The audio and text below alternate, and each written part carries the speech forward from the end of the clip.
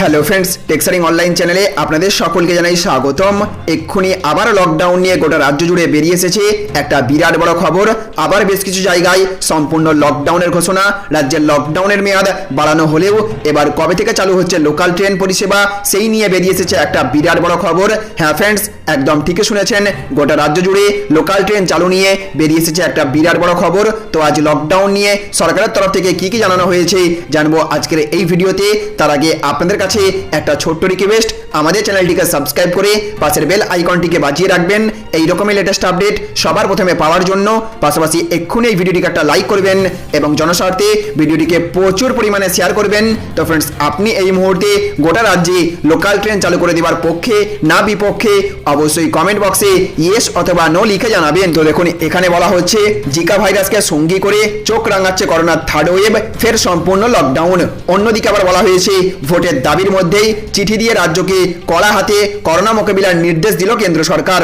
অন্য আরও একটি আপডেটে বলা হয়েছে করোনার তৃতীয় ঢেউয়ের প্রাক মুহূর্তে গোটা বিশ্ব রয়েছে সতর্কতা বিশ্ব স্বাস্থ্য সংস্থার। অন্যদিকে আবার বলা হয়েছে রাজ্যের গ্রিন সিগন্যাল মিললেই চলবে লোকাল ট্রেন, ফের জানালো রেল।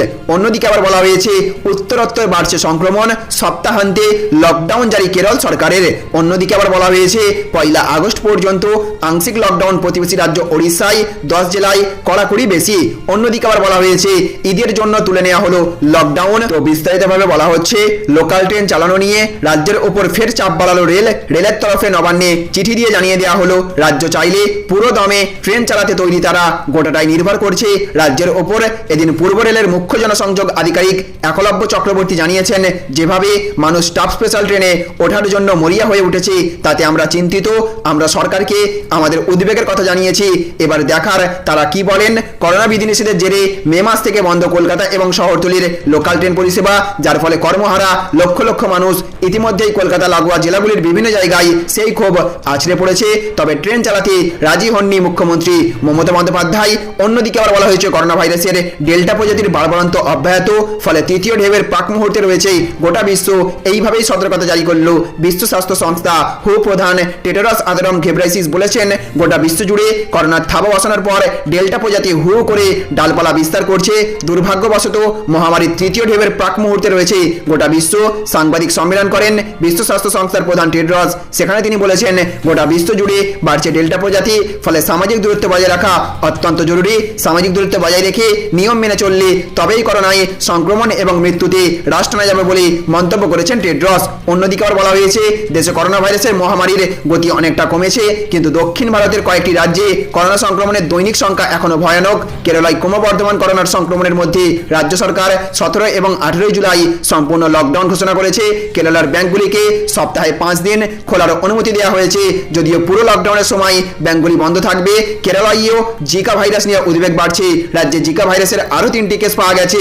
মোট কেস সংখ্যা 18 জনে গিয়ে দাঁড়িয়েছে। 3টি নতুন সংক্রমিত মামলায় একটি শিশুও অন্তর্ভুক্ত রয়েছে। অন্যদিকে আবার বলা হয়েছে কোভিড সংক্রমণের হার কমতে থাকার সঙ্গে সঙ্গে বিভিন্ন রাজ্য সরকার নিয়ন্ত্রণ বিধি শিথিল করছে। ব্যতিক্রম নয় পশ্চিমবঙ্গ। বস্তুত বুধবারেও বিধিনিষেধে আরও এক দফা ছাড় দিয়েছে নবান্ন, কিন্তু ঘটনাচক্রে এই দিনই অন্যান্য রাজ্যের মুখ্য সচিবদের পাশাপাশি এই রাজ্যের মুখ্য সচিব হরিকৃষ্ণ দ্বিবেদীকে চিঠি দিয়ে কেন্দ্রীয় স্বরাষ্ট্র সচিব অজয় ভাল্লা জানিয়েছেন, কোভিডের দ্বিতীয় ঢেউ এখনো চলে যায়নি, অথচ বিভিন্ন প্রান্তে কোভিড বিধি না মানার তথ্য পাচ্ছে কেন্দ্র। তাই কেন্দ্রের পরামর্শ, কোভিড বিধি রূপায়ণের প্রশ্নে জেলাসহ সংশ্লিষ্ট সব প্রশাসনিক কর্তাদের দায়বদ্ধ করুক রাজ্য সরকার। বাংলার বিভিন্ন বিধানসভা কেন্দ্রের বকেয়া উপনির্বাচনের দাবির মধ্যে দিল্লির এই চিঠি নিছক অতিমারিজনিত উদ্বেগ থেকে সতর্কবার্তা, নাকি এতে রাজনীতির কোনো চোর কাঁটা রয়েছে তা নিয়ে বিভিন্ন শিবিরে জল্পনা শুরু হয়েছে। অন্যদিকে বলা হয়েছে ওড়িশায় চলতে থাকা আংশিক লকডাউনের মেয়াদ বাড়ালো সেই রাজ্যের সরকার। আগামী 1 আগস্ট সকাল 6টা পর্যন্ত এই বিধিনিষেধ লাগু থাকবে বলে জানিয়েছে নবীন পট্টনায়কের নেতৃত্বাধীন সরকার। এই সময়কালে পার্ক, মল, সিনেমা হল, স্কুল সব বন্ধ থাকবে। দোকান বা বাণিজ্যের জায়গা খোলা রাখা যাবে বলে সকাল 6টা থেকে বিকেল 5টা পর্যন্ত। এছাড়া 10 জেলায় সপ্তাহান্তে পুরো লকডাউন থাকবে। এই জেলাগুলি হলো খুর্দা, পুরী, নয়াগড়, কটক, কেন্দ্রপাড়া, জগৎসিংহপুর, যাজপুর, বালাসোর, ভদ্রক এবং ময়ূরভঞ্জ। এই জেলাগুলিকে এ ক্যাটাগরিতে রাখা হয়েছে। এইদিকে কড়াকড়ি কিছুটা কম বাকি জেলাগুলিতে, এই জেলাগুলিকে বি ক্যাটাগরিতে রাখা হয়েছে। তাহলে ফ্রেন্ডস, বুঝতে পারলেন রেলের তরফ থেকে আরও একবার স্পষ্টভাবে জানিয়ে দেওয়া হয়েছে তারা লোকাল ট্রেন চালাতে পুরোপুরি প্রস্তুত রয়েছে। রাজ্য সরকারের অনুমতি মিললেই তারা জনসাধারণের জন্য লোকাল ট্রেন ব্যবস্থা চালু করে দেবে বলে জানানো হয়েছে। যদিও মুখ্যমন্ত্রী মমতা বন্দ্যোপাধ্যায় আগামী 30শে জুলাই পর্যন্ত লোকাল ট্রেন ব্যবস্থা বন্ধই থাকবে বলে জানিয়ে দিয়েছেন। যেভাবে দিনের পর দিন স্টাফ স্পেশাল ট্রেনে অত্যাধিক হারে সাধারণ মানুষ ওঠার চেষ্টা করছেন, সেই দিকে লক্ষ্য রেখে রেলের তরফ থেকে যাতে রাজ্যের সাধারণ মানুষের স্বাস্থ্যের দিকে নজর রেখে যাতে রাজ্য সরকারের তরফ থেকে লোকাল ট্রেন ব্যবস্থা চালু করে দেওয়া যায়, তার জন্য নবান্নে রেলের তরফ থেকে চিঠি পাঠানো হয়েছে। যদিও মুখ্যমন্ত্রী মমতা বন্দ্যোপাধ্যায়ের সবুজ সংকেত পাওয়ার পরেই তবেই লোকাল ট্রেন ব্যবস্থা চালু হবে বলে জানানো হয়েছে। তো ফ্রেন্ডস, আপনি কি চান যেভাবে দিনের পর দিন করোনা সংক্রমণ আবারও ঊর্ধ্বমুখী হতে শুরু করেছে এবং করোনা ভাইরাসের তৃতীয় ঢেউ নিয়ে বিশ্ব স্বাস্থ্য সংস্থার তরফ থেকে যেভাবে আশঙ্কাবাণী শোনানো হয়েছে, সেই দিকে লক্ষ্য রেখে রাজ্যে এখনই কি লোকাল ট্রেন পরিষেবা চালু করা দরকার নাকি সত্যিই বন্ধ রাখা দরকার, অবশ্যই কমেন্ট বক্সে ইয়েস অথবা নো লিখে জানাবেন। আর যেহেতু বিশ্ব স্বাস্থ্য সংস্থার তরফ থেকে আরও একবার সমস্ত দেশগুলিকে করোনা ভাইরাসের তৃতীয় ঢেউ নিয়ে সতর্ক থাকার নির্দেশ জারি করা হয়েছে, সেই বিষয়ে আলোকপাত করে কেন্দ্র সরকারের তরফ থেকে আরও একবার লকডাউনের নিয়মে কড়াকড়ি আনা কতটা দরকার বলে আপনি মনে করেন নাকি দরকার নয়, অবশ্যই কমেন্ট বক্সে আপনার ব্যক্তিগত মতামত আপনি কমেন্ট বক্সে লিখতে পারেন। তো ফ্রেন্ডস, এই ছিল আজকের গুরুত্বপূর্ণ আপডেট।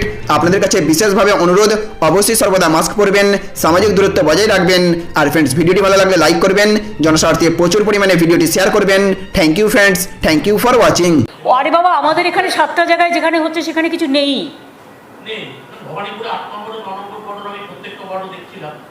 আমি তো কালকে দেখছিলাম 000 সব জায়গাতে।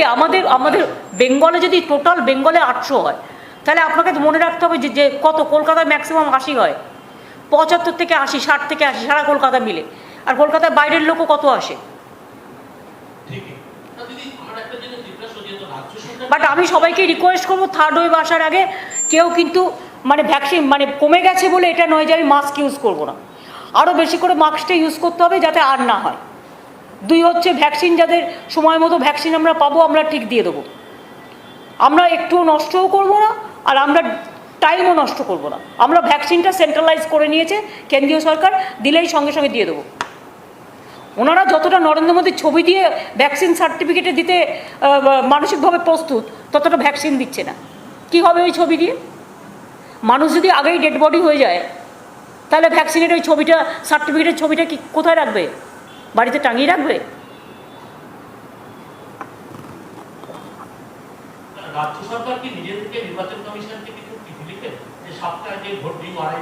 ভাই, আপনাকে তো বললাম, আপনারা যদি কথা না বুঝতে পারেন তাহলে তো মহা মুশকিল। আপনাকে তো বুঝে নিতে হবে। আমি বললাম, ওরা একটা আমাদের কাছে রিপোর্ট চেয়েছিল 2টো রাজ্যসভা ইলেকশন করবার জন্য। আমাদের ওপিনিয়ন, আমরা বলেছি আমাদের 2টো রাজ্যসভা করার জন্য আমরা পুরোপুরি প্রস্তুত, এবং সাথে সাথে আমাদের 7টা বাই ইলেকশন বাকি আছে। জেনারেল ইলেকশনের সময় থেকেও 2টো সিট বাকি আছে। আমরা 7টা ইলেকশনও করতে প্রস্তুত আছি, কারণ আমাদের এখানে Covid situation is absolutely better না।